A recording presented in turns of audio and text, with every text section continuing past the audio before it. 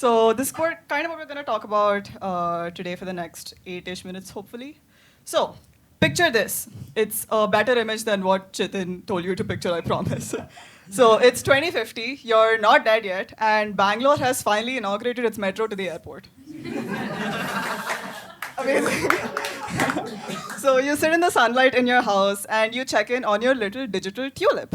And it's now bloomed a bright pink flower. So you pick this little digital tulip, you go to your friend's place. In real life, they're like 5 time zones away and they're sleeping.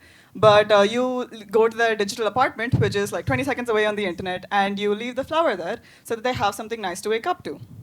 And then, get this concept. You go about your day in your actual life without worrying about what's going on in the real world and online.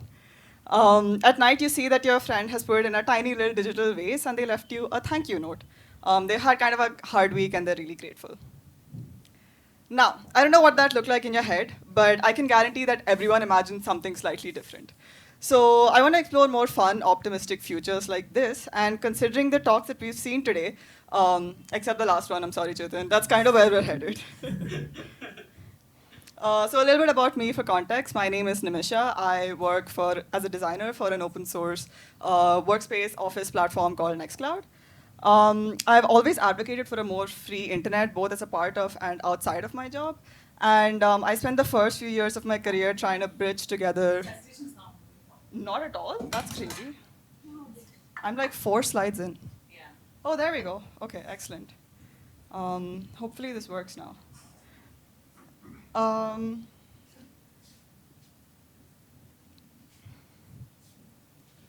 I'll figure something out. Yes. So I spent the first few years of my career trying to bridge together design, community, and a better internet. But more recently, I've been a part of this little community, the IndieWebClub in Bangalore.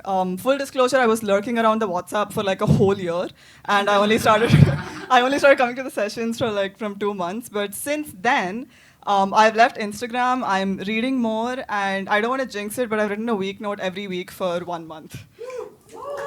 Thanks, man. And I love it here because every time I come here and look at your websites, it feels like this little island of creativity and, more importantly, hope in a sea of doom and gloom out there. So I'm finding the safe haven in the IndieWeb, and I'm not the only one. Searches for IndieWeb hit an all-time high about a month ago, which is insane. People are also interested in building a website, and that's not even because of AI. People are just interested in building a website. This is just for the past 5 years, and there's been a spike very recently. So people are excited about this IndieWeb situation. So today I want to explore what the future of the IndieWeb could look like. I'm going to be asking a lot of questions and maybe answering them with maybes. But I encourage you to sit with the ideas that intrigue you the most and write about it, or talk about it first. So, what could the IndieWeb look like in the future? And that is far too big a question to have a simple answer, but that's kind of what excites me about it. Let's break it down and start with what the personal IndieWeb could look like.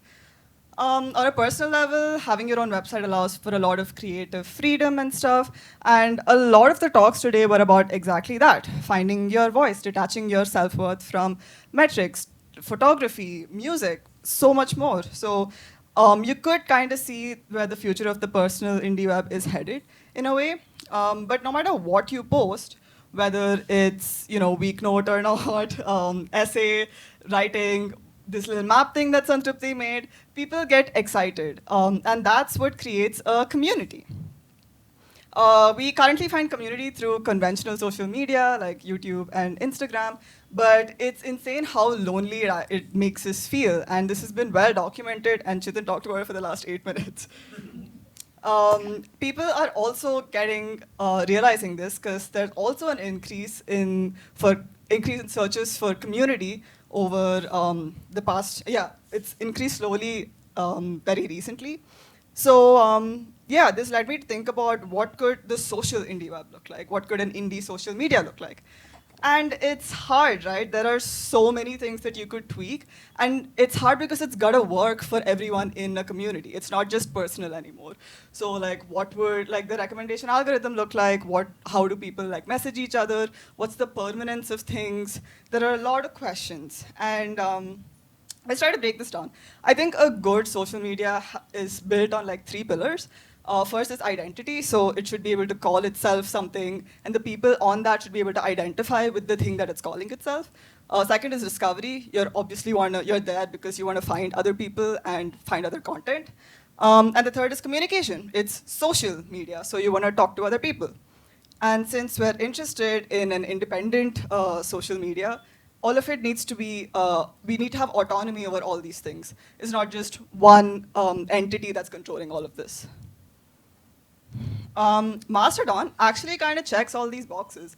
There's all the servers are self-hosted, so the autonomous box is checked from the get-go. Each server and instance is usually around like a special topic, so that's the identity part. There is some sort of recommendation algorithm. It's not as aggressive or irrelevant as YouTube or Instagram, but it does exist. And you can talk to other people via DMs, comments, and the works. But the nature of Mastodon is like modeled after Twitter. That's when it kind of took off as well. So it kind of forces you into this very specific kind of post, which is usually short form content. And in the last sentence, I said server twice and I said instance once. And a lot of people just don't get that. I don't think I'd be able to explain Mastodon to like my grandma or mom, for example.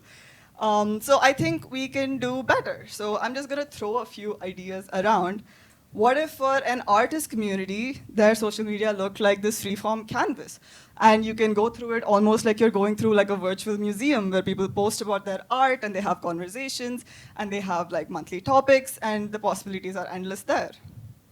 Or for like a travel-based community like digital nomads, it could look like this big map where you can see where people are, plan trips together, find people who are traveling to the same place as you, like have conversations about like whatever, visa issues or something, I don't know.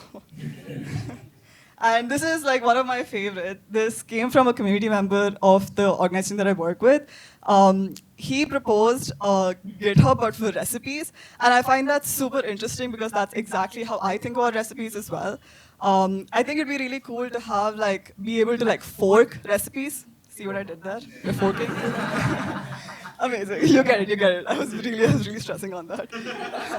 Yeah, so you can like create different versions of recipes based on like availability of local ingredients. Like, I don't know where you could find really good gochujang in India, so maybe you can make like one with, I don't know, Szechuan sauce or something. It's not going to be good, but it is a version. Or like dietary preferences. So I think this is a very interesting idea.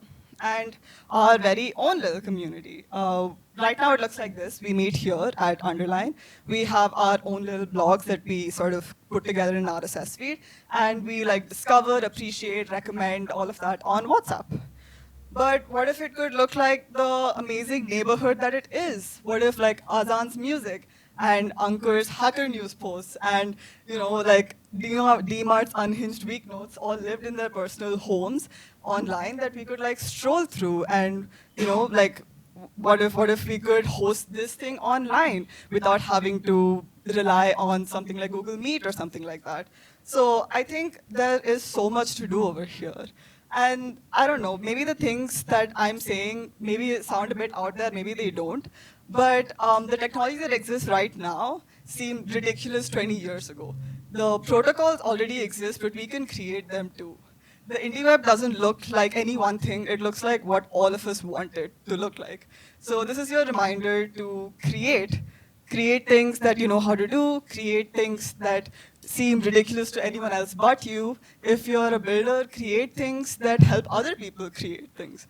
Because creating things has never been this easy in history. And as long as you're creating things and giving them a cozy home online, the IndieWeb will never die. Thank you.